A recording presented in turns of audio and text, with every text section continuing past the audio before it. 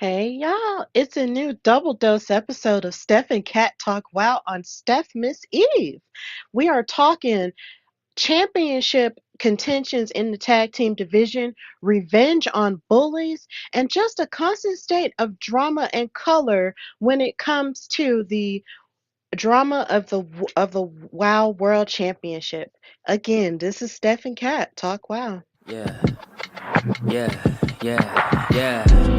Making her way to the mic. They start dimming the lights. You start feeling alright. From Birmingham, home of the Teddy Longs, and the room is stutters. More once you discover. For all of the lovers, Whitney Houston and Roman Reigns. For all of the lovers, and Mickey James and Marvin Gaye. For all of the lovers, and Sasha Banks, Janelle Monáe, Silk, Sonic, and Paige. Allow me to say, look, I just found a place, sweet escape. For every one of us, I was kinda late, 'cause I just made it off the struggle bus. Walking by the fate, 'cause I know it's right in front of us. Yo, I ain't with the hate, gotta focus on.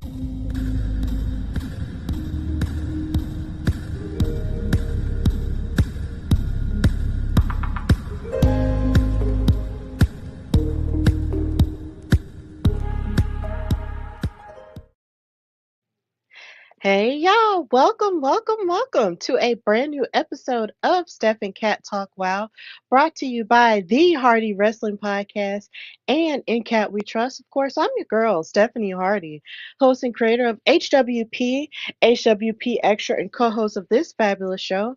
And hopefully Katrina will be able to pop in a little bit later. But yeah, for right now, it is just me. I hope you guys are having a fantastic Wednesday. I know that I'm currently counter programming with AEW, and I hope that you guys are enjoying that show and just having a good time. But of course, we have to get on here and talk about the goings on of WoW superheroes. We haven't done an episode in the past couple of weeks, so of course, we wanted to come together and do a double episode with what's going on. It's lots of cool stuff in these past few episodes, pretty intriguing things involving the titles and everything else. Hence why I have my title right here. But I also have my title right here because I am my own champion. Today is Steph Miss Eve. It's the day before my birthday. And I just wanted to come on here to show off a little bit of gold, to feel like the champion that I am. So hopefully, like I said, Katrina will be able to come in and stop by. And of course, with all the comments, if you here's something that we may mention on the show where we're talking about um, on with both of these past episodes.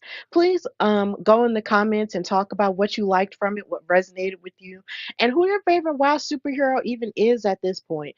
And of course, if you're watching on any one of our platforms, thank you for watching live. And of course, you can watch this later on both of our YouTube channels, which is the Hardy Wrestling Podcast and In Cat We Trust.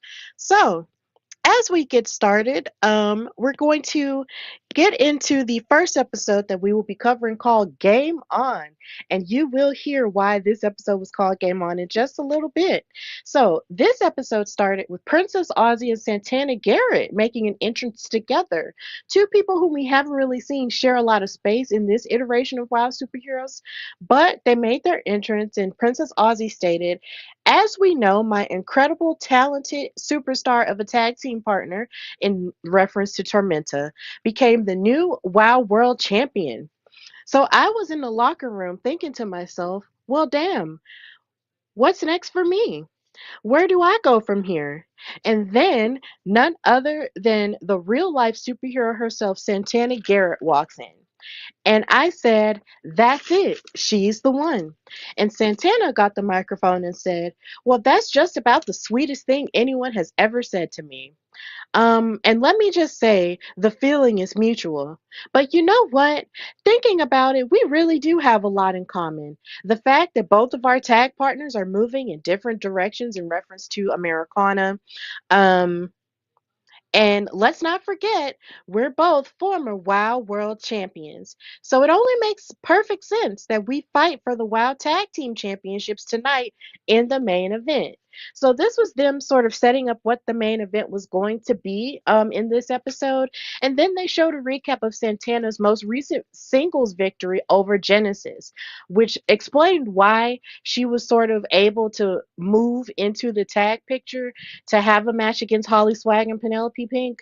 But, I guess that's just the way she wants to pursue things now. And she's taking a break pursuing the WoW World Championship like she wanted to. So now we're headed into the main event of this episode. So this leads us into our first match, which was Animal Instinct versus Xena Phoenix and Kara Kai. So in the midst of this episode, well not it well in the midst of this interesting place that we find Animal Instinct, they're back together, and with them being back together, we have hold on, guys. I'm trying to figure stuff out. Oh, okay. In the midst of them figuring out stuff and trying to get themselves together, trying to climb up the ladder towards the tag team titles by getting wins and just racking up those wins. And then you have Xena Phoenix and Kara Kai sort of becoming one from their trios matches that they had against top tier for the trios titles, but of course wound up, falling short of that. And this team right here actually gave their all in this match.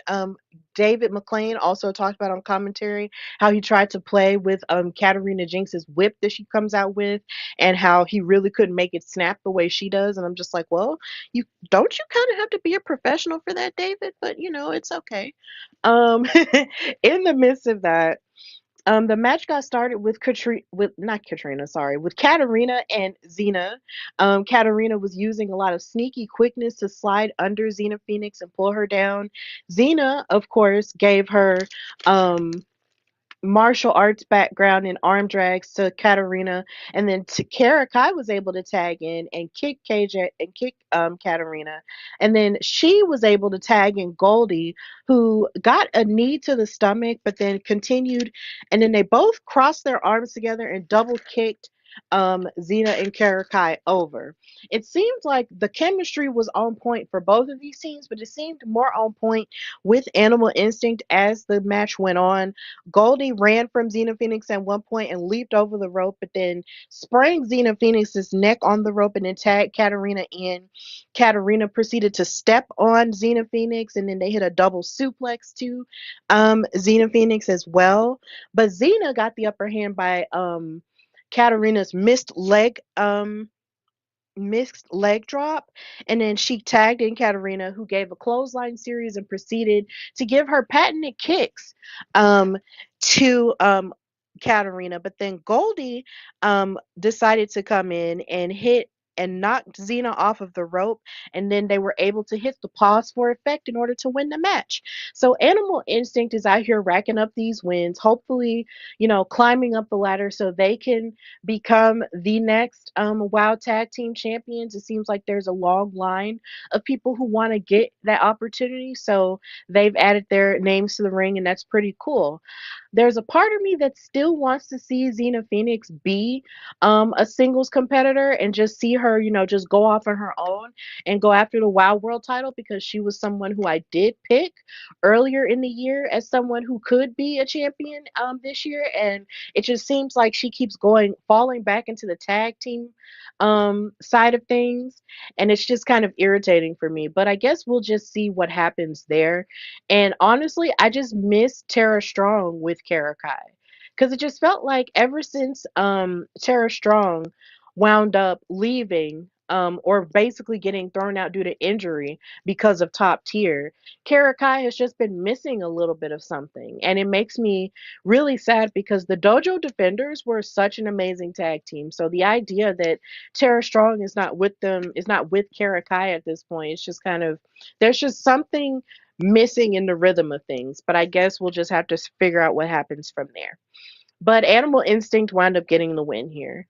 So before we move on to the next match, on the episode, they showed a retro match from an older episode of WoW, which I love watching, because if you know, there is a WoW 24/7 channel on Pluto TV, and I believe also on Roku as well, where you can watch older episodes of WoW, and you can see just how far the promotion has come. And they showed a vintage match within this episode to highlight Tatevik the Gamer, who was making her return in this episode, going up against Jungle Girl, another WoW OG. And when I tell you this match was very impressive, it really was. Now, of course, we didn't see who won the match because they didn't play it all the way out due to TV time. But when I tell you, I saw the power and the hard hitting nature of Jungle Girl and was highly impressed by it. Like I just loved it because when me and Katrina started covering WoW, Jungle Girl had I guess retired at this point and moved on to become an advocate for breast cancer, which she is really great at. But at the same time, to see her in action was one of the coolest things I had ever seen. I was just like, this woman was very powerful. She was like a mixture of the perfect wrestler. Like she had like a little bit of martial arts thrown in there. She had a little bit of hard hitting thrown in there. She had high flying thrown in there. Like Jungle Girl was perfect. She was absolutely perfect. But Tatavik also had a great performance in that match as well. She had a lot of MMA background too, and it was just really impressive. So I do recommend, if you have not watched Jungle Girl in any of her matches or Tatavik the Gamer in any of her matches, I do recommend that you go back and look at them because they were really good in that match together. They had a heated rivalry, is what I'm hearing. So in the midst of that, if you want to watch the rest of that, you can go and look up that older WoW content. But it was really cool to see it within an episode. And a part of me hopes that they actually continue showing retro episodes of WoW so we can see a lot of the growth of where WoW has come from, back in the day. Even though I know it was kind of sporadic with their airing and stuff, I still would love to see more of WoW retro stuff within the episode. So that was really cool. So, in the midst of that, that set up the return of Tatavik the Gamer going up against Sylvia Sanchez, the lone bandita. So, in the midst of this, in my notes, I really noticed that Sylvia Sanchez has basically become the new gatekeeper of WoW, the way that Crush was once upon a time during their second season. I think at this point, it's safe to say that Sylvia has become that point because every time a new WoW superhero comes in, they always place them against Sylvia Sanchez. But I think that says a lot about, her place in WoW. It's the fact that they trust her with these newer girls. But in the case of this person, Tatavik, she's not a newer girl. She's a girl who's been at WoW before and has a veteran resume in the indies as a wrestler, and she's also a professional gamer who pursued a professional career as a gamer and has won championships and stuff like that in it. So hopefully at some point we can interview her on Steph Kat Talk WOW. Let's keep our fingers crossed for that, and we can get more into her story. So, and hearing that she was a professional gamer, the match started with a lockup, and Sylvia pushed Tatavik down. And then Sylvia ducked a blow from Tatavik and clotheslined her and then ran into. But then she got tossed into a hip toss from Tatavik. So just when it seemed that Sylvia had the upper hand at the beginning, Tatavik gave her that hip toss and was like, okay, you want to play these games? Let's go. And she fought back with an arm drag and a spin kick with a 2 count. Then Sylvia hit a sidewalk slam and kicks to Tatavik and speared and clubbed her in the chest and gave her an elbow to her chest for a 2 count. Then Sylvia got the upper hand yet again by hitting a snapmare and senton splash and a chokehold onto Tatavik. But in the midst of this, once Tatavik kept fighting out, she kicked and elbowed Sylvia, and then Sylvia hit a swinging neck breaker, which looked really, really bad. Not bad in the sense of like not clean or not sharp, but it looked bad for Todorovic. It was really nuts. But Todorovic was able to elbow out of Sylvia Sanchez's arms as she had her lifted up on her shoulders, and then she twisted Sylvia's arm and her leg into an innovative pinning combination with a, here again, questionable countout because Sylvia was trying to get her shoulder up, but it seemed like it was just so between 2 and 3, and it was weird. And then the bell rang, and Tatevik the Gamer was declared the winner, and Sylvia was fighting with the referee over that count, but they still claimed that Tatevik was the winner. Now, I don't want to take anything away from Tatevik because this was my first time seeing her in action within this episode, but this is the second time Sylvia Sanchez has been in a match where the count has been very questionable. And it just makes me wonder, like, is this just a common theme? Is this a part of the story that they're trying to tell with Sylvia to try to push her in another direction? Or was this just an honest mistake that has now just happened twice? I don't know. But either way, this match was really good. Sylvia continued to prove why she is the measuring stick of WoW for these newer girls. And Tatevik, just showed how innovative her offense is. And I really liked watching her, and I can't wait to see more of what she has to offer in the rest of this season into the new season of WoW. So this was really great. Tatevik is the winner. But I wouldn't mind seeing a um a rematch between the two. I wouldn't mind that either. So we'll just have to wait and see what's going on with that. So after that match, we did get a recap of the drama going on with Monsters and Metal. That's Fury, Chainsaw, and Daisy Lane, and the WoW Trios champions top tier. With that feud, of course, they showed the footage of top tier ripping up Daisy Lane's doll and them attacking them in their match afterward, and just how they just weren't going to let it stand. So once they came out, they got on the microphone and Daisy Lane started, and she said, "I will not stand for people being mean to my friends. Now, I may be small, but I found a group that accepts me for who I am, and we support each other. It doesn't matter what anyone thinks of me or Chainsaw or Fury. What we have found is true friendship. And Coach Campanelli wouldn't know what true friendship was if it blew a whistle in her face. The second that Candy Crush or Gloria Glitter lets her down one too many times, she's gonna leave them in the dirt just like she did me." And when she said that, I was like, Daisy, you better clock it, because that's exactly what Coach did to her and Sasha Sparks and Ariel Sky. She really like left them behind when they weren't, competing on the level that she felt like they were competing on, and she cut them and started top tier, which is why she's so power hungry and so dangerous in the first place. And it led to Pep Riley becoming Daisy Lane. So I'm glad that Daisy actually said that and clocked that for what it was. Then Fury got on the microphone and said, "And the funny thing is, Top Tier referred to myself, Daisy, and Chainsaw as freaks as if it were a bad thing. Let me tell you something. I know something about psychos and I know something about freaks. And it's the freaks that make the best friendships. It's the freaks that make the most unbreakable teams." And Daisy declared, "We are monsters and metal." And I love that because, people are different. And that's okay. I mean, I feel like in this case, top tier are like the popular athletes in school who feel like they're above it all and feel like they're a cut above everybody else simply because of the positions they hold and who they are and stuff like that. And then they bully the outcasts. That's really what this is giving. And I really hate that they actually have gotten so power hungry and so up on themselves with being the trios champions that they feel like they can just push people around, tear up their things, and treat them like outcasts. Like, it's really ugly and there's just no place for it. So I'm really happy that Daisy, Chainsaw, and Fury are standing up to them in this way.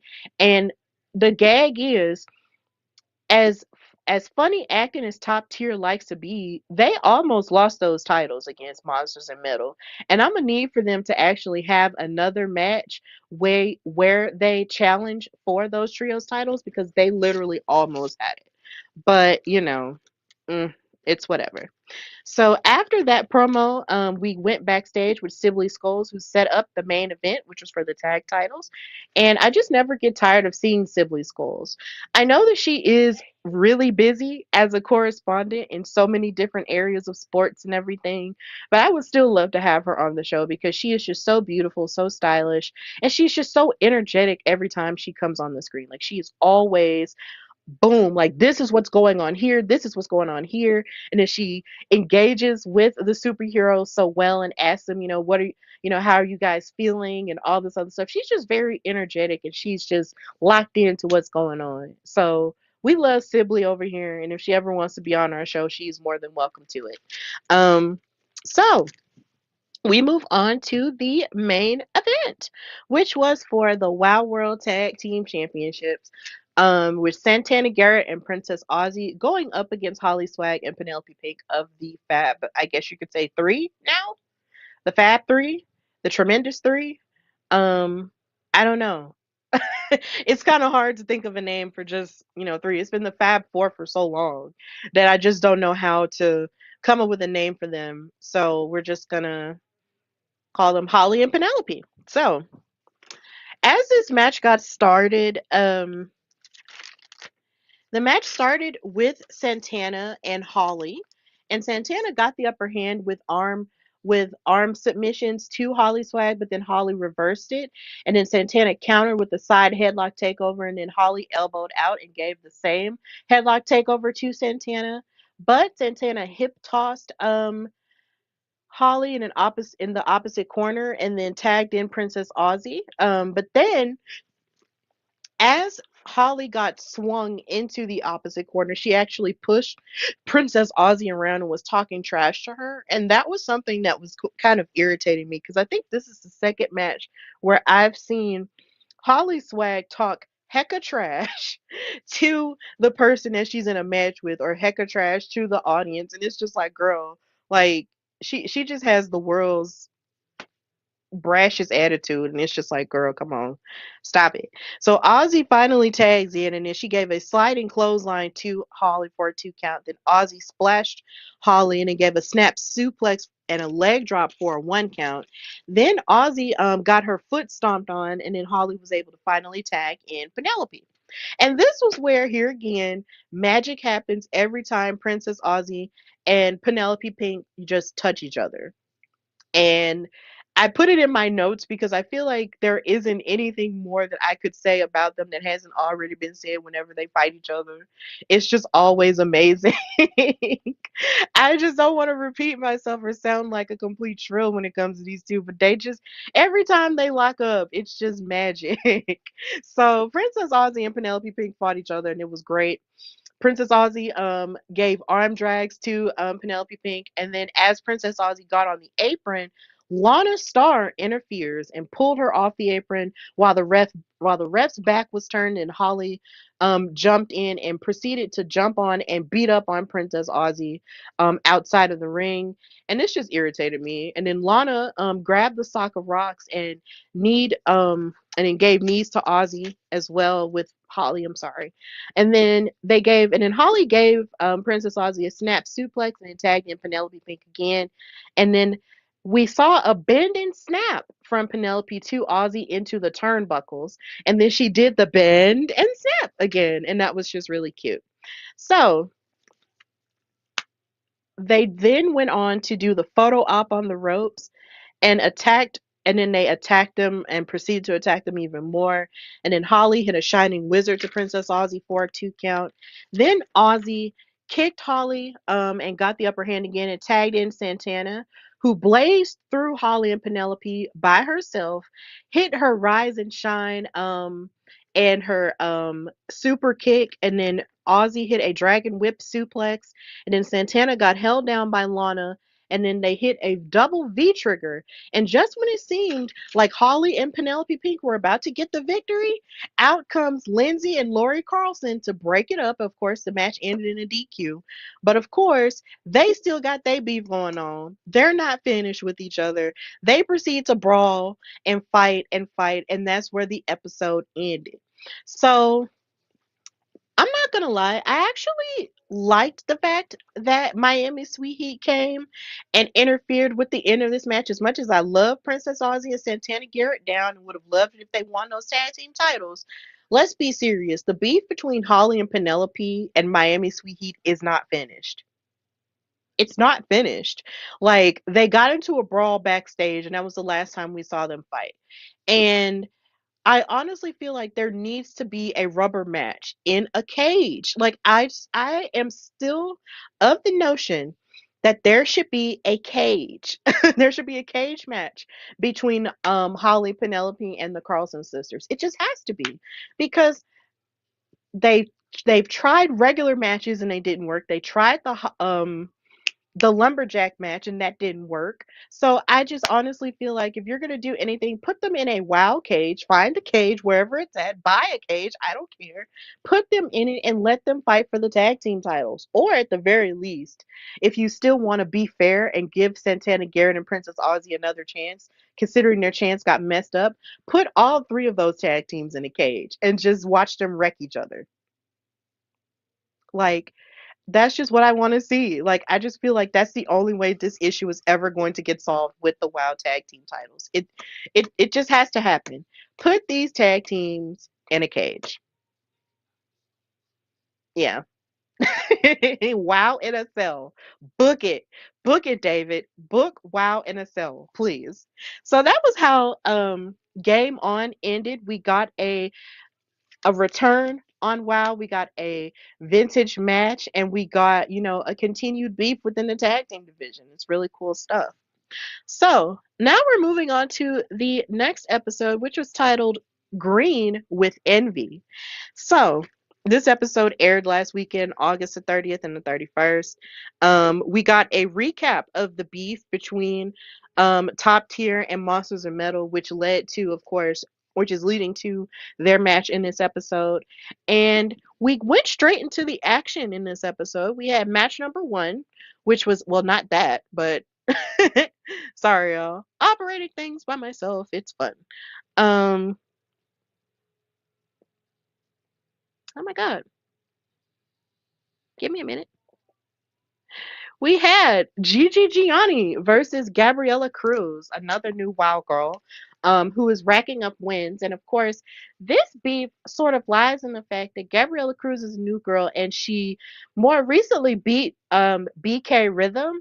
So because she's beaten BK Rhythm, now Gigi Gianni wants to get revenge for her friend and revenge for the alliance.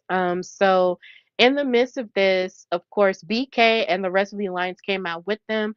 Adriana Gambino was on commentary here again, not in action, which I hate. Um, hold on, I see a comment. Um, oh Lord, my boyfriend saying envy, envy, envy. That's an inside joke, babe. You're so silly. I love you. Thank you for watching.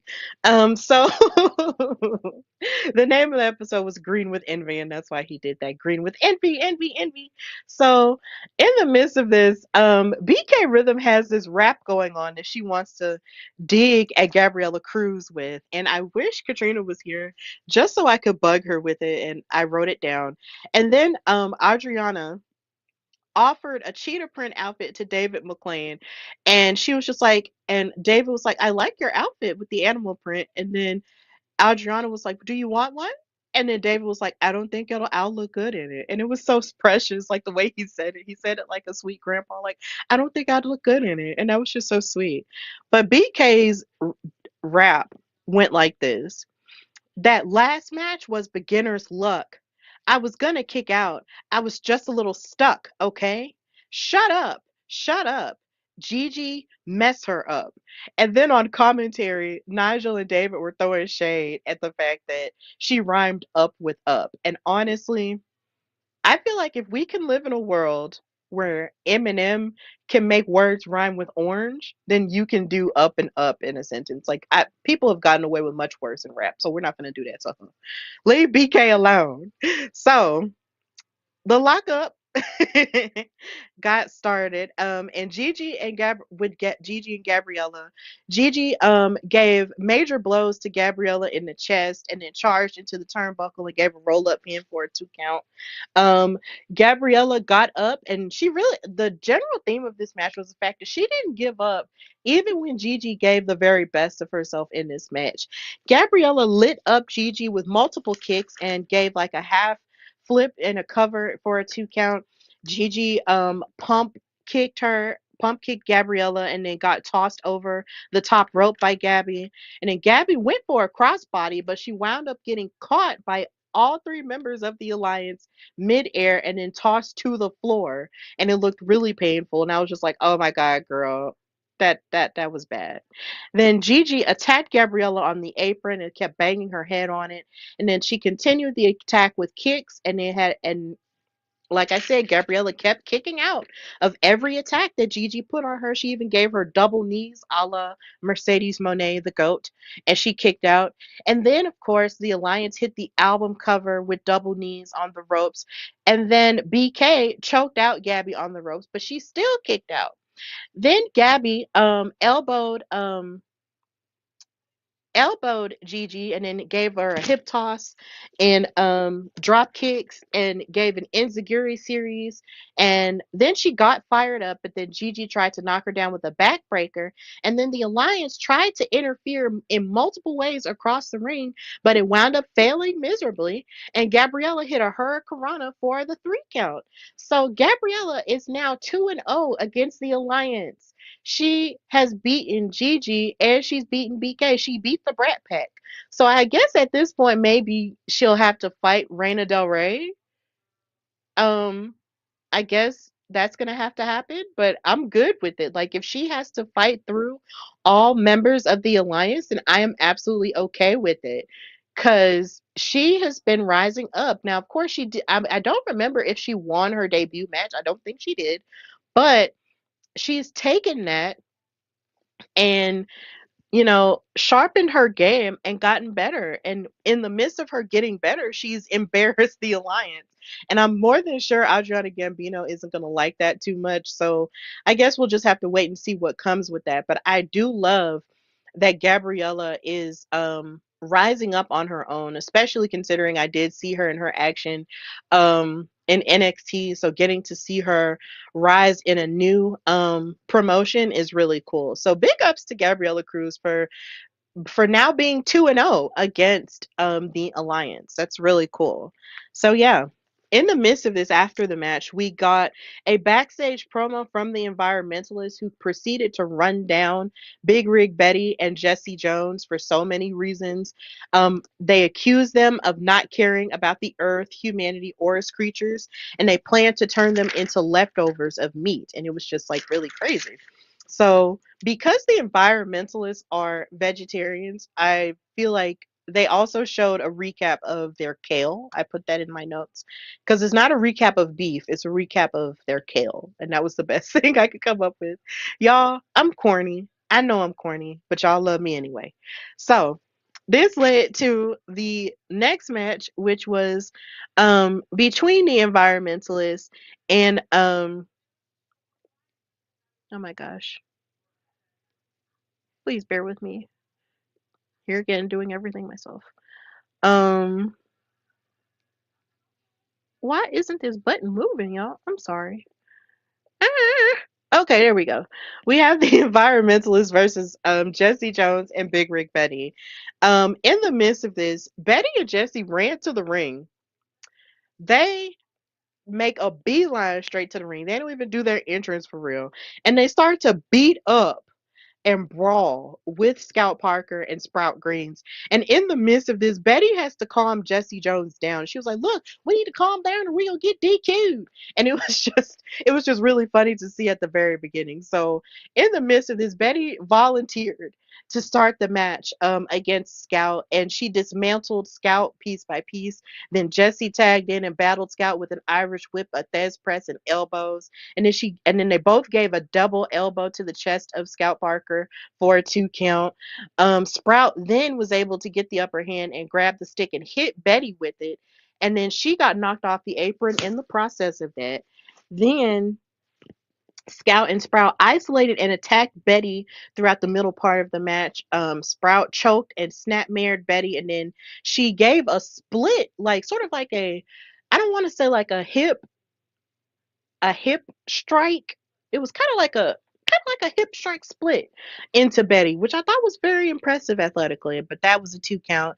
And then the environmentalists, had their tag team chemistry on display by continuing to isolate Betty. But then finally, after Big Rig Betty gave a side Russian leg sweep to Sprout, she was able to tag in Jesse, which was where the match took a turn for the worse for Scout and Sprout because she barreled through everybody like a bat out of hell.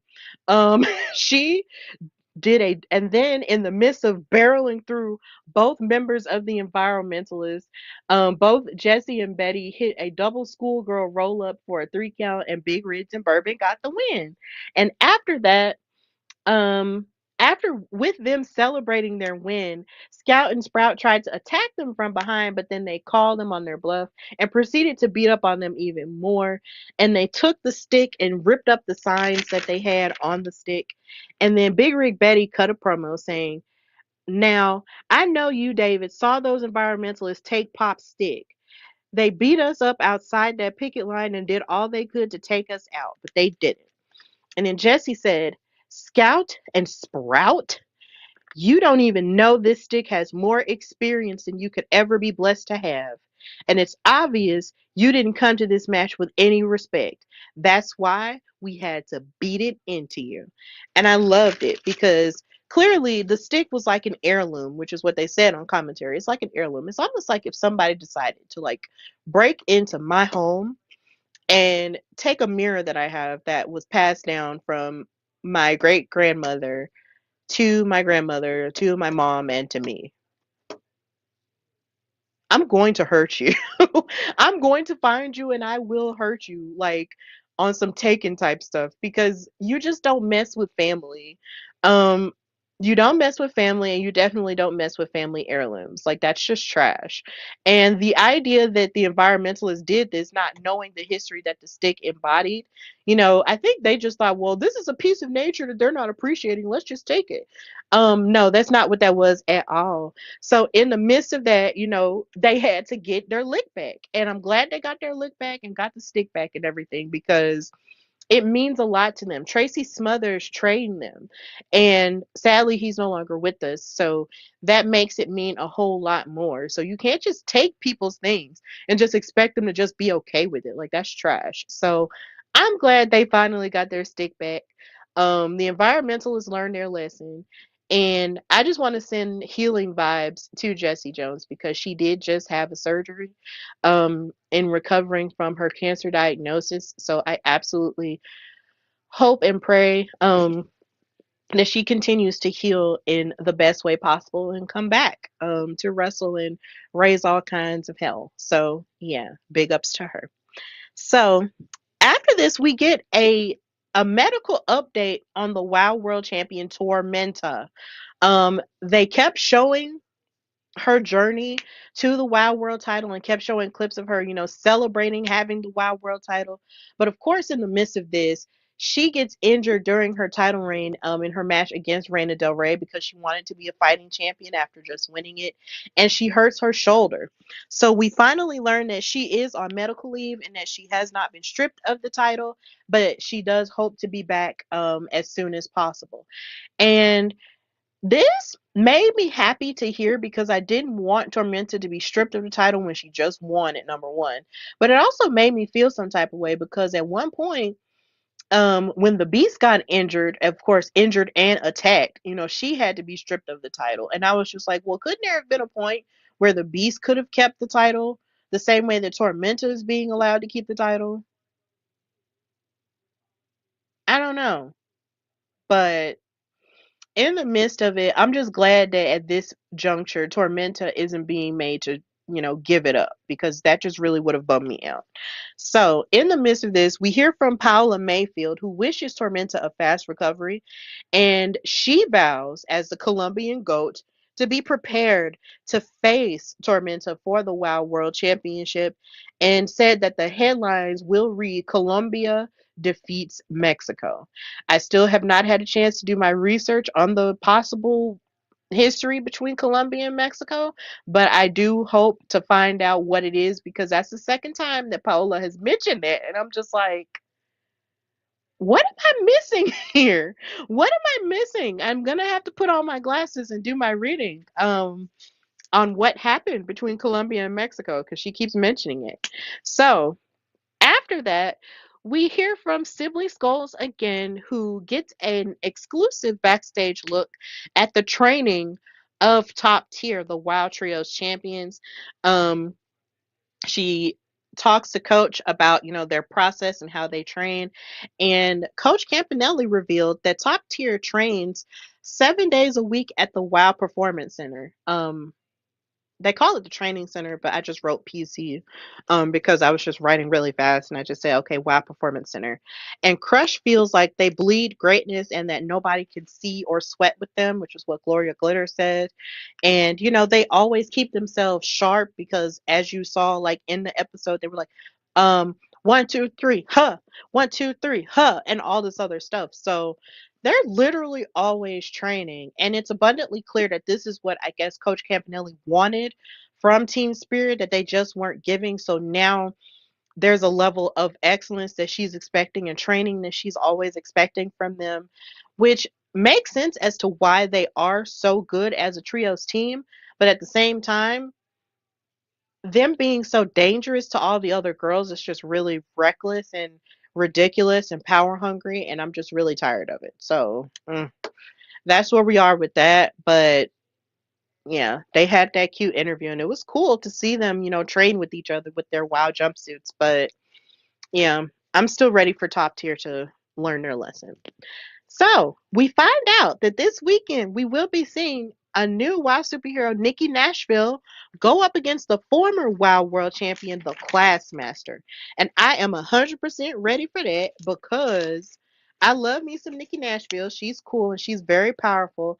And I want to see her actually give a taste of Classmaster's medicine back to her. But of course, you have Samantha Smart there, who could very well be the X factor in that match and actually help her cheat, which we hate to see, but it could very well come because Samantha Smart is ruthless, is being very relentless and ruthless about Classmaster getting that Wild World Championship back. So we'll see what happens this weekend, but of course, that's what's going on. So we move into the main event, which was um, Monsters and Metal going up against Top Tier in a non-title match. Now, of course, the last time they fought each other, Monsters and Metal almost had them beat, but Crush was smart enough to lift up her knees during Chainsaw and Daisy Lane's Graveyard Splash, and they wound up retaining the titles that way. So this is a non-title match that I assume was just only for revenge. But it bummed me out because I wanted them to put the titles on the line again because yes, I am on Team Monsters and Metal and I want them to be the new trios champions. They also mentioned on commentary that Top Tier is getting close to reaching a year into their reign, and I say congratulations to them for that, but I'm just still ready to watch them lose them. So there we are with that. I have complicated feelings. I'm a complicated person. I'm allowed. I'm a human. So, Coach cuts a promo before the match and says, Monsters and Metal, that's real cute that you guys have found each other like some little friends. Aww. Well, Chainsaw, Fury, and Daisy Lane, we were never friends. And it doesn't matter if we were friends because we're a team. I'm a coach. This is a sport. Winning is what matters. And that is what drives us. Then Crush got on the microphone and said, Chainsaw, chainsaw, chainsaw. How does it feel to have the thing you loved most in your life ripped apart? Well, I'll tell you how it felt when I ripped the head off that stupid little doll. I felt good. I did it once and I'd do it again. Then Gloria chimed in and said, So go ahead and bring those freaks out. It doesn't matter because they'll never be able to sweat with Top Tier. Now, there is a component to this that I do have to mention that I appreciated. I appreciated the fact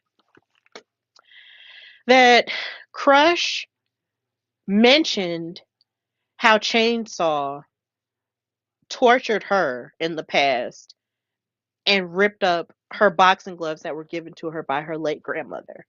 I did like that that was mentioned in her promo, and it seems like that was really one of the motivating factors behind Crush tearing up the little Daisy doll because you tore up something of mine, I'm going to tear up something of yours. And that's just the law of karma, right? I completely understand that. However, I'm also of the notion that if you are a bully or if you are a person who has been bullied, you do not become a bullier in response to that. You be better. And it just seems like Crush has now reached the point where she's not even being better anymore. She's just being angry and unleashing it on everybody. Like I said in the last episode, she's just being angry. She's just like, yeah, y'all did this to me, so now I'm going to treat y'all the way y'all treated me. And that's not always the best policy. Sometimes the best revenge is to just not treat people, in an angry way. Be the better person. But clearly she's not doing that. So, in the midst of this, Monsters and Metal storms to the ring and gets a brawling with Top Tier. And of course, they're angry. They're fighting with them in and outside of the ring. Top Tier actually went for a quick huddle, like they were a football team to try to get their game plan together. But in the midst of them breaking up their huddle, they ran into Chainsaw on one side and then Daisy and Fury on the other side. And Chainsaw gave a double clothesline and a scoop slam to Crush. And then they gave a clothesline to and a leg drop to Crush because Crush was just getting all the punishment in the beginning. But then Coach broke up the count. Then Chainsaw lifted Gloria Glitter up and placed her on the top turnbuckle in the opposite corner, and then clawed her abdomen. And then Daisy Lane tagged in and got whipped into a splash to Gloria, and then she tagged in Fury. And then Fury gave a splash and a hip attack to Gloria Glitter for a 2 count. And then Fury clotheslined Crush and Coach Campanelli. And then gave a headbanger's ball into the rope to Gloria on the ropes and gave a knee to the face for a 2 count. Then Fury also gave a shoulder lock, but then Gloria raked the eyes of Fury to escape. Here again, they're a good team, but they also play dirty. And it's just like, okay, I'm tired of y'all doing that. Then Crush tagged in Coach, and then Coach gave a a snapmare and a step up insecurity to Fury for a 2 count. And then she gave double elbows, and then Coach gave double elbows to Fury. Um, with Crush, and then Crush stepped on Fury, but then missed the elbow drop that she was about to hit, and then Daisy was able to finally tag in again, and then she gave a drop kick to Crush and a leg sweep to Coach, and an elbow drop to a 2 count. This was a very action-packed match. There are a lot of notes I in this match. It was just really crazy, but finally, once Crush had the upper hand, she actually tried to choke out Daisy Lane with a rear chin lock, and she actually bit Daisy Lane's ear. She bit her ear. So, in the law of karma, like I mentioned, Daisy bit her arm and then tagged in Fury. And then Fury gave a knee to Crush and then a clothesline to Coach. And then Gloria got a back elbow. And then Fury gave a pop up power bomb a la Kevin Owens to Crush. And then Coach Campanelli here again broke the count. But then Chainsaw banged both Gloria and Coach's heads together outside of the ring, like boop, like two coconuts. And then Fury gave her patented backhand to Crush. And then Chainsaw and Daisy were able to give the graveyard splash, and they wound up winning the match and getting some comeuppance. But before they were even able to celebrate that win, Top Tier was back on their BS, and they found the repaired little Daisy doll and ripped the arms and legs off. So not only did they rip the head off of little Daisy, they ripped off the arms and the legs and threw it at Monsters and Metal in the ring. And Daisy Lane was just very devastated by that. And then Top Tier continued to laugh at them as they made their entrance up the ramp. But then Monsters and Metal chased after them. And then the episode ended with little Daisy's head laying on the ground. And that's where we are. And it was just so sad to see that these women are just continuing to just be bullies and just continuing to torture them. It's like, in any way, shape, or form, it's like if a team beats them or if a team almost beats them, they just feel the need to punish them in some way, shape, or form. And I hope that at some point, it looks like this feud isn't over. So I'm really hoping that Monsters and Metal will get another opportunity at those titles because Top Tier is just absolutely getting out of hand. Just absolutely getting out of hand. And I'm just getting sick of it. So now we've reached the end of our episode. So, thank you guys so much for watching this episode, this double dose episode of Steph and Kat Talk WOW. So, in the midst of everything, you can find or follow me on Instagram and Twitter at Queen Steph Hardy. You can follow the show, The Hardy Wrestling Podcast, on Instagram at Hardy Wrestling Podcast and on Twitter at Hardy WrestlePod. You can also subscribe to the YouTube channel, which is The Hardy Wrestling Podcast. Subscribe to Katrina's channel, In Cat We Trust, with the E as a three. And just continue to follow her, support her, and everything she has going on. And read our articles with Daily DDT. I'm currently still working on some stuff, so be on the lookout for that this week and maybe next week. And I'm celebrating Steph Timber. Since it's September, my birthday is tomorrow. So I'm really excited and happy that in a few hours I will be 32 years old. So, I'm happy that I was able to come on with you guys on tonight to talk about WoW, and to express my love for women's wrestling as a whole. And I'm just happy to be alive at this point. So that's why I came on with my championship, because I feel like a champion in all things. So this is me on the show celebrating that. So of course, continue to support Steph and Cat Talk WoW. Watch all of our past interviews with WoW superheroes, and just continue to share the clips as you see them um, on my social media channels, on my TikTok, which is Stephanie_Hardy, and just continue to just share and support us in these wrestling streets. So yeah, and also watch WoW Superheroes. If you don't know where it comes on for you, go on their website, which is wowe.com. Type in your zip code and see where it comes on view on regular analog television, or you can watch it on Vice TV on Tuesday nights. It comes on Vice Sports, and you can also watch their channel on Pluto TV and also on Roku TV under Wrestling Central with NWA. You can also subscribe to their YouTube channel and watch the episodes and the matches there. It's really cool. So yeah, continue to support them, support all of women's wrestling throughout every um promotion, and also support them on the indies as well, because we're rising, and as long as women's wrestling continues to rise, we gonna be here, we gonna talk about it. So this has been Steph and Cat Talk WoW, brought to you by the Hardy Wrestling Podcast and In Cat We Trust. And until next time, bye y'all.